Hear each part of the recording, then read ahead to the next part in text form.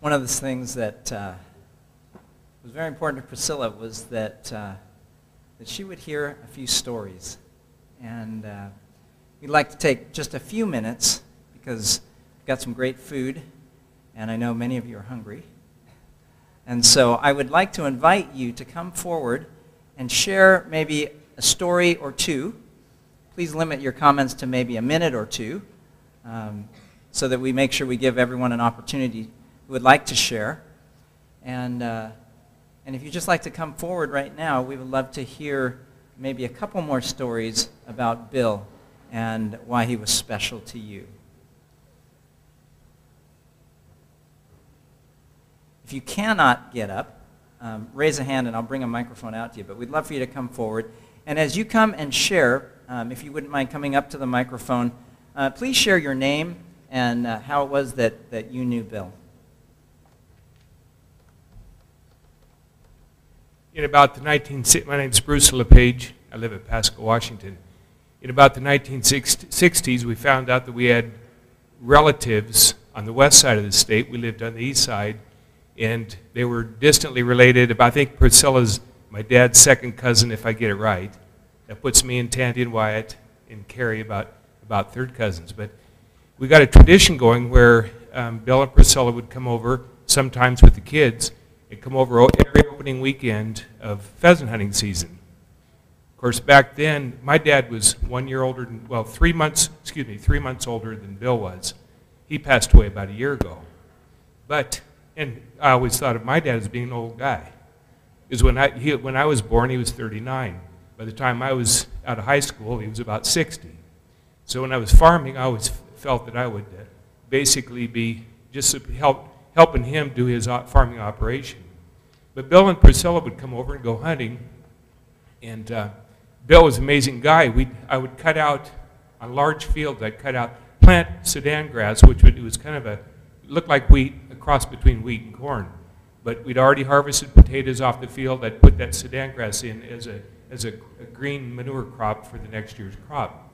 It would get between 5 and 6 or 7 feet tall. And I had it cut out in strips, so it was kind of a turkey shoot in a way. The pheasants would come into that because they knew that was the only cover they had. So Bill and Priscilla would bring over a dog or two. We never had a dog you could trust because ours would hunt on their own. Bill and Priscilla would train theirs. So they'd come over and go hunting, and everybody'd take a turn at the end of the field. The rest of us would be the dogs, basically, going through the field, scaring the birds to the end of the field. But we'd ask Bill, I says, Bill, it's your turn to take the end of the field. And about 3/4 of the time, Bill would say, no, he says, I'll take the dogs in, and I'll push the birds through. And Bill would be, Bill wasn't a great big guy, and you could tell where he was because the top of the Sudan grass would be wavering. Bill's wandering his way through there, and he'd get to the end of the field, and of course, I always thought my dad was an old guy and was afraid he was going to collapse at some point.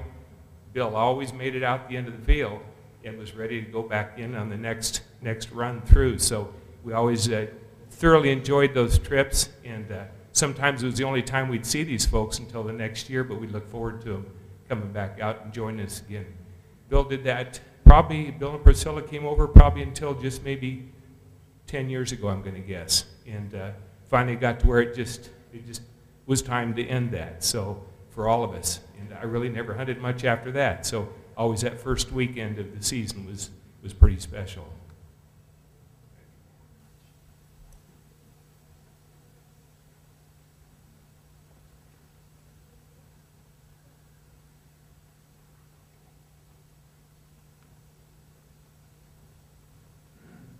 Bob Sutton.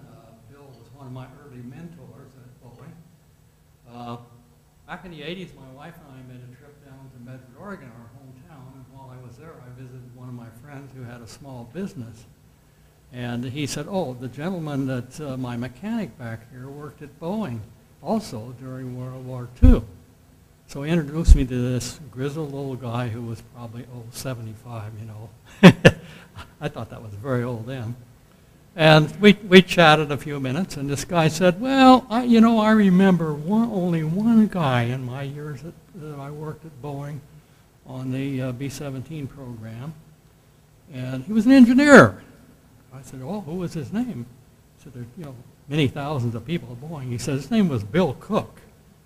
And I said, how in the world did you know Bill Cook? And he said, well, out on the floor in the factory, when we were building B-17s, this engineer, Bill Cook, would come out and walk around and look at things, and he would say, well, maybe if you did this a little bit different. And he was one of us, and we were just, the guys building the airplanes out on the floor. But I thought that's just typical of how Bill was, out there in the factory, helping people build airplanes.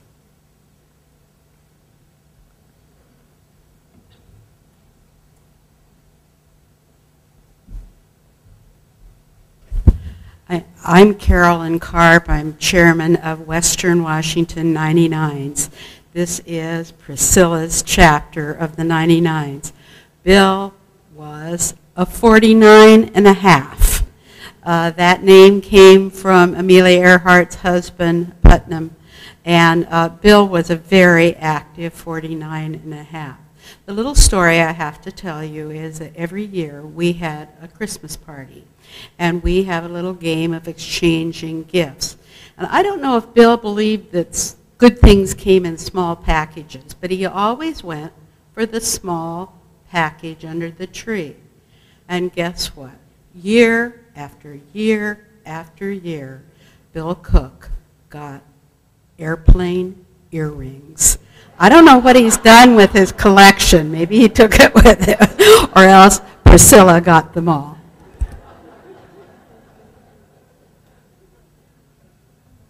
Wonderful. Thank you.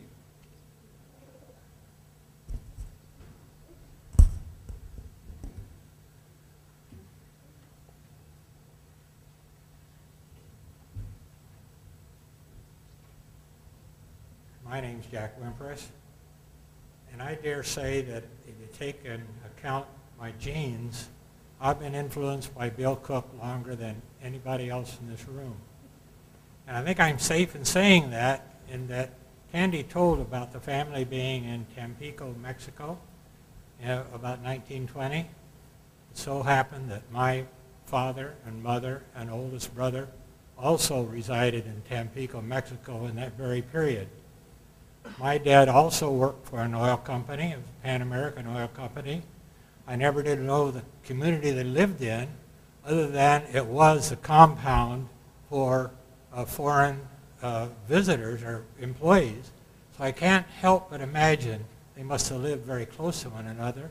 And it was a fairly close-knit community, so I also can't imagine about what they didn't know each other.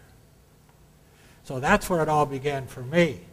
Now, I worked for Bill Cook on the B-47, his first jet project, and I also worked with Bill on his last jet project, which was the YC-14. The YC-14 was a very unusual airplane, and that was designed to go into very short and rough fields. And when Bill started to work on that, he wrote a document called Design for Safety. And in it, he laid down the principles for a good short takeoff and landing airplane.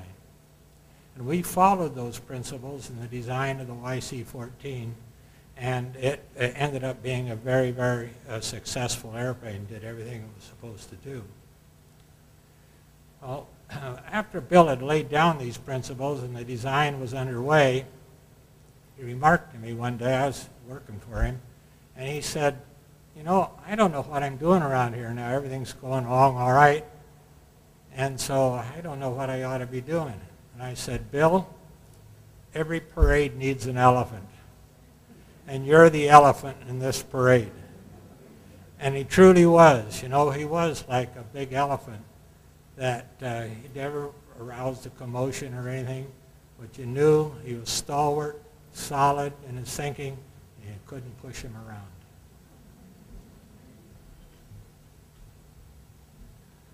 Of all the animals, I would never think of elephant, but that does make sense.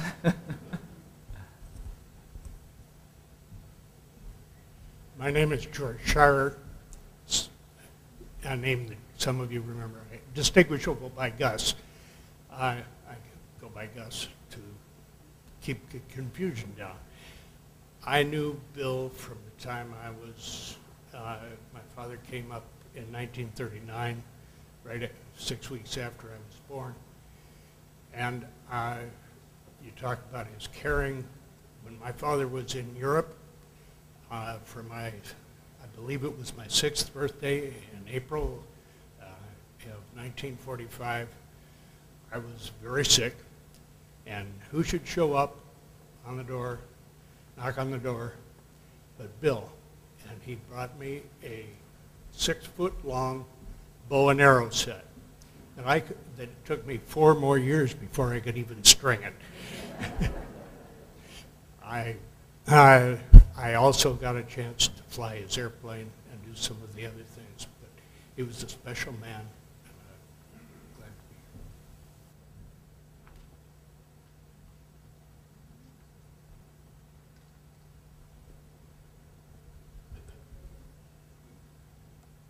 here. Hi, Priscilla. I'm Chris Werner Mokel, and I've known Bill since before I was born. Met Priscilla when I was a little girl, and have a lot of memories. I'm 62, so I have a lot of memories of wonderful times with the Cooks. I remember when Wyatt was born, and oh my gosh, then Carrie came along. But Bill always has had a very special place in a girl's heart because he gave me my first jewel. I think I must have been working on my Girl Scout geology badge because he came over to our house one day and he said, I just got back from Mexico and I was in a mine and I brought you some amethyst. And I've always had this piece of amethyst in my jewelry box, and I put in a gravel or a granite countertop a couple years ago. And I looked at that countertop and I said, well, one good rock deserves another. And I went right to my jewelry box and I put my pretty amethyst on my kitchen counter and then pulled out the rest of the rocks from my rock collection that I've had my whole life. But I have always had the stone that he brought me when I was probably about 10 or 11 years old. And it's just a very precious piece of my life and my history, like the whole Cook family has always been.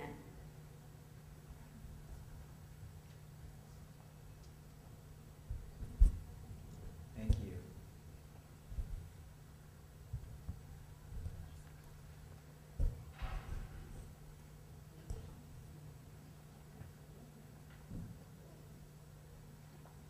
I'm Bob Ogash. I have a few stories, but I'm really relaying a story from Thurman Jones, who many of you know. Thurman is retired in Arizona, and he was in the aircraft accident investigation business for a long time, working for Prater Hogue. And he and I correspond a lot, and he wishes he was up here, and he knew Bill and was very sorry that he couldn't attend this and see all you great people. But he said, Prater came back one day, and they had a big meeting, very important meeting, and since Prater was his boss and head of accident investigation, he presumed it was probably an accident meeting, and the meeting went on for a long time. It was very heated discussion and arguing and yelling and this, that, and the other thing, and back and forth, and it ebbed and flowed, and Bill was there with Dick Rousey, and finally they asked Bill what he thought, and there was a long pregnant pause, and Bill said, Dick, do you have an air compressor? And Dick said, yeah, I do. And he said, can I borrow it? And Dick said, sure. He says, if I came over at 9 tomorrow, would that be too early? And Prater couldn't get over the fact that, of course, they were going to work on a small airplane, and the meeting had run its course, and Bill ended it in a unique and eloquent way.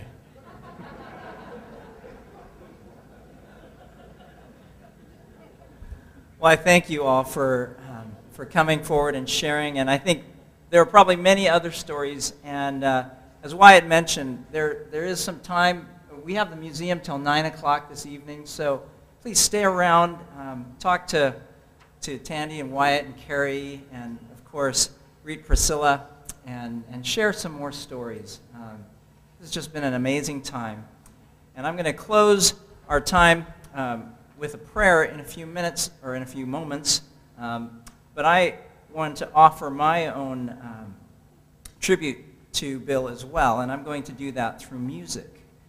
And so Wyatt is going to start the slideshow, and I'm going to play 2 songs that'll kind of lead the slideshow. And you're welcome to watch the slideshow or get up and begin to enjoy the food.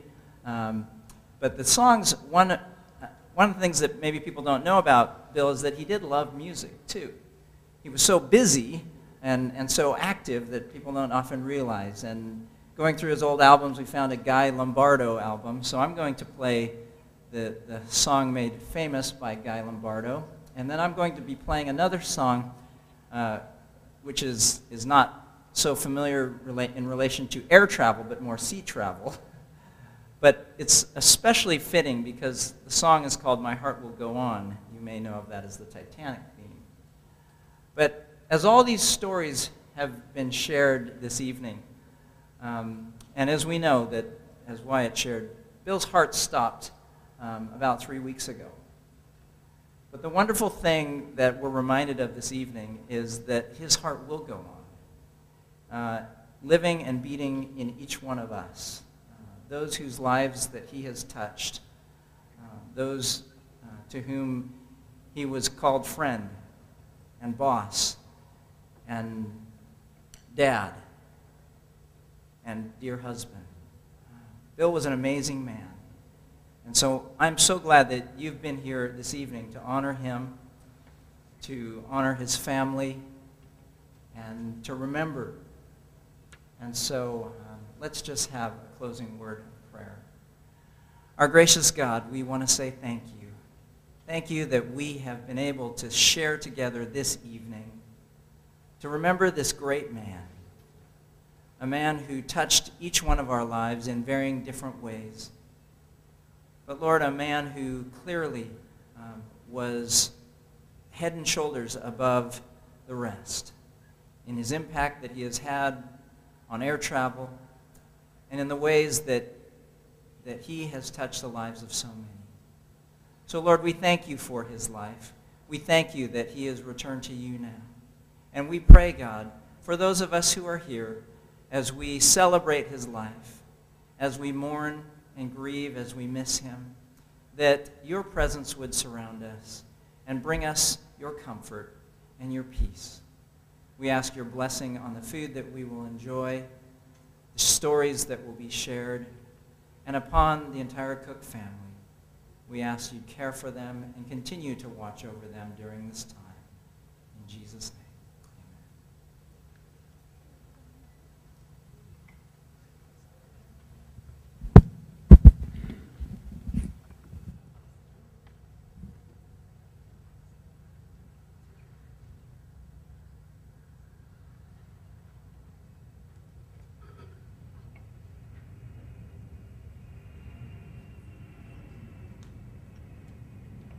Welcome to get up and start the food.